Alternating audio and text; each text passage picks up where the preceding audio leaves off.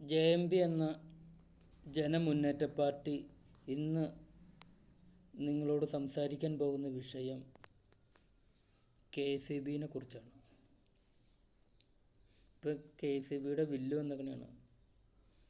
Energy ചാർജായിട്ട് 1448 രൂപ, duty എന്ന് പറഞ്ഞുകൊണ്ട് 144 രൂപ, ഫ്യൂവൽ സർചാർജ് എന്നും പറഞ്ഞുകൊണ്ട് 62 രൂപ 51 പൈസ, ഫിക്സഡ് ചാർജ് 244, മീറ്റർ വാടക 12, റൗണ്ട് ഓഫ് എന്നും പറഞ്ഞുകൊണ്ട് 27, അങ്ങനെ ആകെ 1913 രൂപ. ഇങ്ങനെയൊക്കെ പൈസ ആളുകളുടെ കയ്യിൽ നിന്ന് വാങ്ങിച്ചിട്ടും KCB ഇപ്പോൾ നഷ്ടത്തിലാവാനുള്ള കാരണം എന്ന് വെച്ചാൽ, ഒന്ന്, വരുമാനത്തിനേക്കാൾ കൂടുതൽ ചെലവ്, പിന്നെ അഴിമതി, അങ്ങനെ വിവിധമായിട്ട് പ്രശ്നങ്ങളാണ്. അതുകൊണ്ടാണ് പൈസ നഷ്ടം. KCB ഒരിക്കലും നഷ്ടം വരില്ല. പിന്നെ വമ്പൻ പാർട്ടിക്കാരുടെയൊക്കെ പല ആൾക്കാരുടെയും പൈസ കിട്ടുന്നില്ല.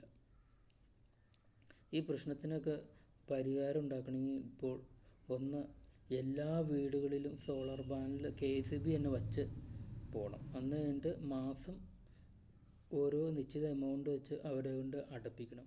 അതുപോലെ തന്നെ നമ്മുടെ പൊതുനിരത്തുകളിലെല്ലാം സോളാർ പാനൽ സ്ഥാപിച്ചിട്ട് അതും ഉൽപ്പാദന മേഖലയിൽ ശക്തിപ്പെടുത്താൻ ശ്രമിക്കുക. അതുപോലെ തന്നെ ഈ നമ്മുടെ പൂത്താൻകെട്ട് പദ്ധതിയൊക്കെ വൈകിച്ച് കോടിക്കണക്കിന് രൂപ നഷ്ടം.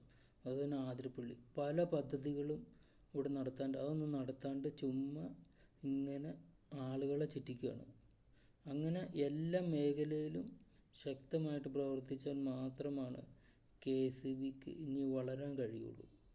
എല്ലാ അവസരങ്ങളും ഉണ്ട്, പക്ഷെ അത് ഉപയോഗിക്കാണ്ട് ജനങ്ങളെ ചുമ്മാ ചുറ്റിക്കുകയാണ്. ഇതാണിപ്പോൾ നടക്കുന്ന അവസ്ഥ.